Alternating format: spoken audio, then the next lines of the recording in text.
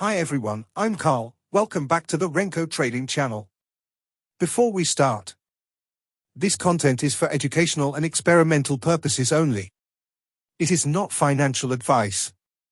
Always do your own research before making any investment decisions. When people first discover Renko charts, it's natural to focus on indicators or entry signals. That's usually where curiosity starts. But over time, many traders realize Renko works best when you see how all the pieces connect together. Today I want to show you how Renko charts function as a complete system, because once the workflow makes sense, trading decisions often become much simpler and more consistent. Renko charts remove one thing that causes most trading problems: time noise. Traditional charts print candles whether price moves meaningfully or not. Renko only prints a new brick when price moves enough to matter. That simple change shifts your focus away from prediction and toward structure. You start seeing trends, support and resistance, and market behavior more clearly. But here's where many traders make their first mistake. They think Renko itself is the strategy. It isn't.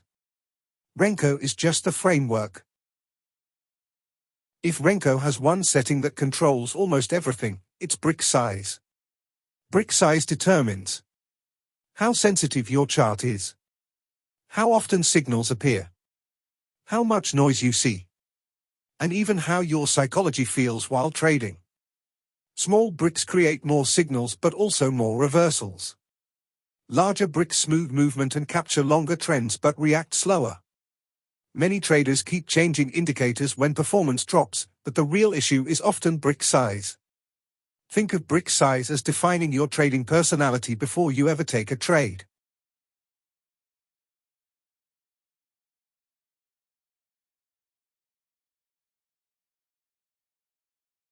Entries on Renko charts feel different compared to time-based charts.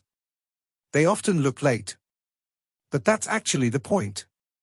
Renko entries are confirmation-based rather than prediction-based. Instead of guessing where price might go, you're waiting for the market to prove direction through brick continuation. This reduces false starts and emotional decision-making. You're not trying to catch the exact bottom. You're trying to join movement that already exists. And surprisingly, that small mindset shift often improves consistency more than any indicator change. Here's something most traders discover only after a lot of testing. Entries don't determine performance nearly as much as exits do. Many strategies look amazing because entries are optimized endlessly. But real results come from how you stay in trends and how you leave them. Renko makes exits easier because reversals are visually clear. Instead of reacting emotionally to every pullback, you can define exit rules based on structural changes. The goal isn't perfect exits. The goal is consistent exits that match your strategy logic. This is where Renko becomes especially powerful. Because bricks are rule-based, strategies become easier to test consistently. Backtesting lets you compare ideas objectively instead of relying on memory or recent trades. You can evaluate different brick sizes, entry confirmations, exit logic, and overall behavior across market conditions. Testing doesn't guarantee future results, but it replaces opinions with data. And that changes how confidently you trade.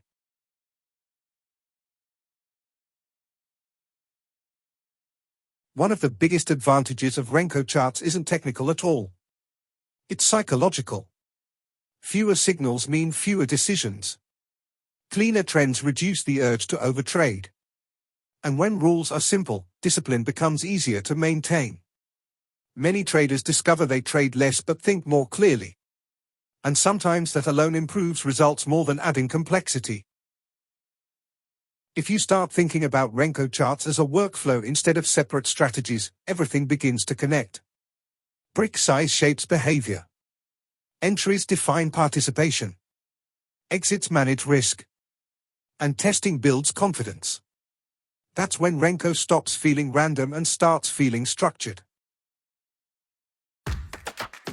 That's a wrap on today's breakdown. Thanks so much for watching.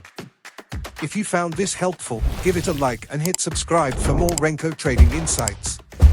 Don't forget the bell icon, and I'll see you in the next one.